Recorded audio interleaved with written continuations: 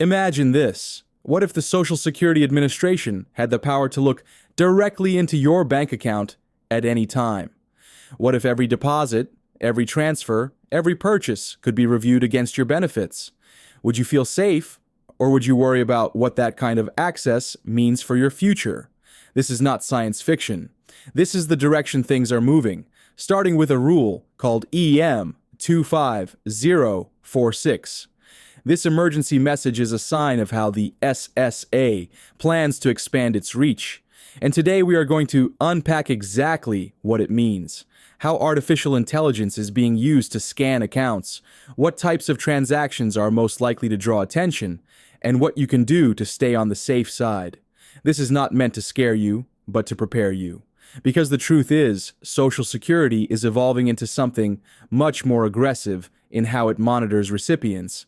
And if you depend on SSI, SSDI, or retirement benefits, you need to understand these changes so you can protect yourself and avoid unnecessary risks. So let's begin with the rule itself. EM 25046 was an internal emergency message. Its purpose was to tell managers and field offices to begin applying a new approach to bank account verification for people on supplemental security income.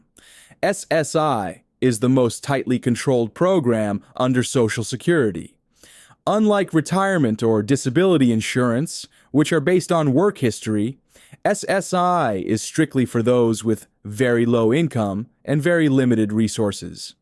To qualify, you cannot have more than $2,000 in countable assets as an individual.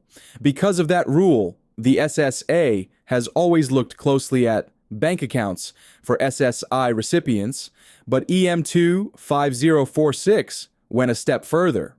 It essentially told managers that restrictions should be loosened so that bank account checks could be faster, broader, and more direct.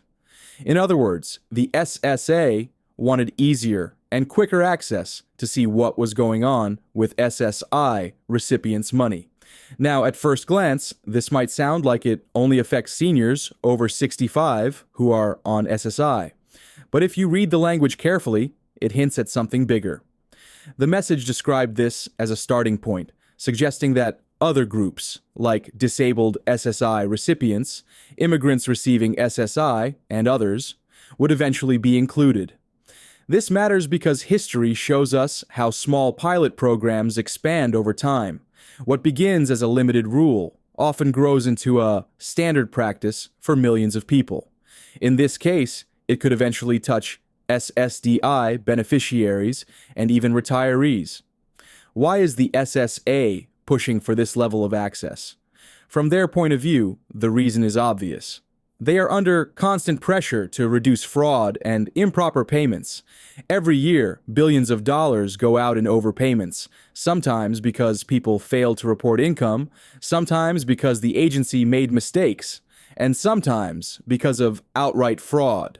By having faster access to bank account information, the SSA can spot problems quickly. If someone's resources jump over the $2,000 SSI limit, they can flag it. If someone is working and doesn't report their wages, they can see deposits and match them with payroll data. The agency argues that this saves money and protects the trust fund. But for recipients, it means living under a microscope, where even innocent mistakes can cause huge headaches. To understand how serious this is, look at real-world cases. In Pennsylvania, a man applied for SSY while working multiple jobs. He did not report his wages, assuming no one would notice. But payroll records and bank deposits told a different story. The SSA compared the information and concluded he should not have been receiving benefits. He was charged with fraud, ordered to repay overpayments, and now faces possible prison time.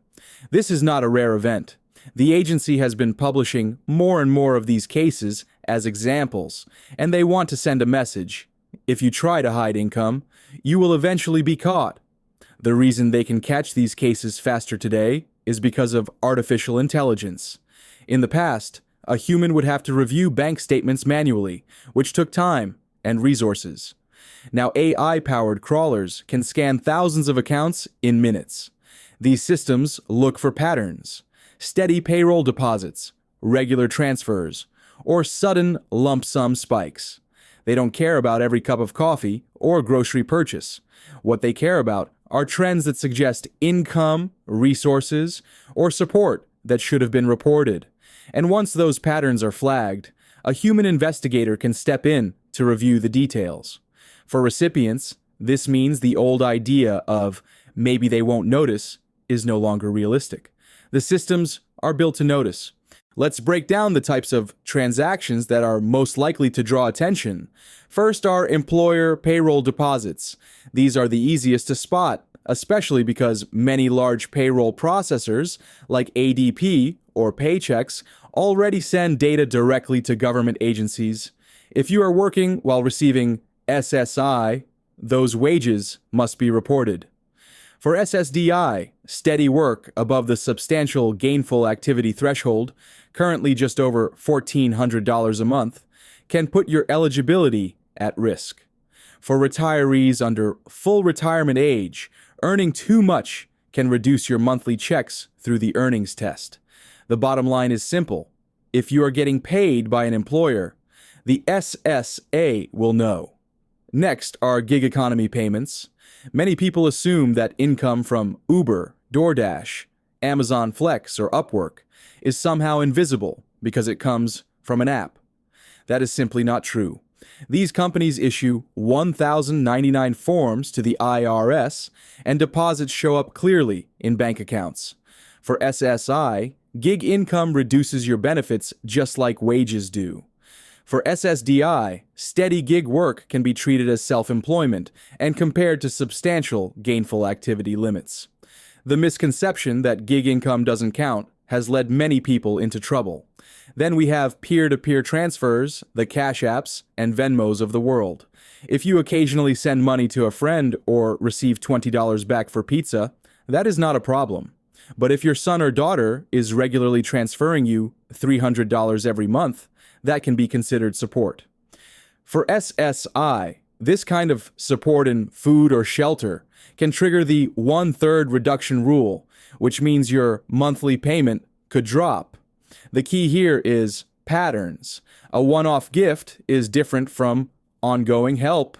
Large lump sums are another red flag. Think about inheritances, legal settlements, or insurance payouts. If you are on SSI and suddenly receive $10,000, you will almost certainly be over the $2,000 resource limit. Sometimes exclusions apply, and sometimes you have a short window to spend down the money on approved expenses, but ignoring it is not an option. Documentation is crucial in these cases. Sales of property also stand out. Selling a house, car, land, or even cryptocurrency creates deposits that the systems can see. Collectibles are a little more complicated, but the principle is the same. If you're on SSI, proceeds from a sale may count as a resource unless excluded. If you are on SSDI or retirement, sales don't directly affect eligibility, but they can still influence taxes and draw scrutiny. Keeping bills of sale and clear records is essential. Gambling and lottery winnings are closely watched as well. Even small winnings can matter if they push your account balance over resource limits. State lotteries and casinos report larger winnings to the IRS, and online gaming apps leave digital trails. Again, it's not just the million-dollar jackpot. It could be smaller amounts that add up. Tax refunds and stimulus checks can also be tricky. For SSI, a refund can temporarily raise your account balance. Some refunds are excluded for up to a year, but after that, they may count against your resource limit. This is why it is important to track the source of deposits and understand the time-limited protections that apply. Rental income and Airbnb payments are treated as ongoing income flows. If you rent out a room or manage a short-term rental, the deposits are clear. These can reduce SSI benefits or raise questions for SSDI if the activity looks like substantial work. Similarly, self-employment and small business deposits are scrutinized. If you buy inventory, receive client payments, or have regular merchant deposits, SSA may compare your activity to IRS filings to see if your reported income matches reality. International transfers are another area of concern. If money is frequently leaving the country, or if you are withdrawing funds abroad, SSA may ask whether you are still living in the U.S. SSI has strict residency rules. Extended absences can stop your benefits. Even for SSDI and retirement, overseas activity can raise questions about employment or living arrangements. Installment payments from private sales are often misunderstood. Let's say you sell an RV and the buyer pays you $500 a month for 2 years. Those deposits will appear as a regular pattern. Without a contract to explain them, SSA could assume they are wages or ongoing support. Keeping the sales agreement and reporting it is the only safe way. Even household bill reimbursements can be important. If someone is paying your rent or food every month, that counts as in-kind support for SSI and can reduce your benefit. Covering a utility bill here and there is different, but patterns of consistent help matter. Representative payee misuse is also monitored. If a payee is supposed to spend funds for a disabled person, but instead uses the money for vacations or luxuries, spending patterns will reveal the abuse. Although EM25046 was focused on SSI, these monitoring tools are spreading. SSDI and retirement beneficiaries already face payroll matching and data checks. The technology is moving toward broader use, and within the next decade, it's likely that more direct account monitoring will become standard for everyone.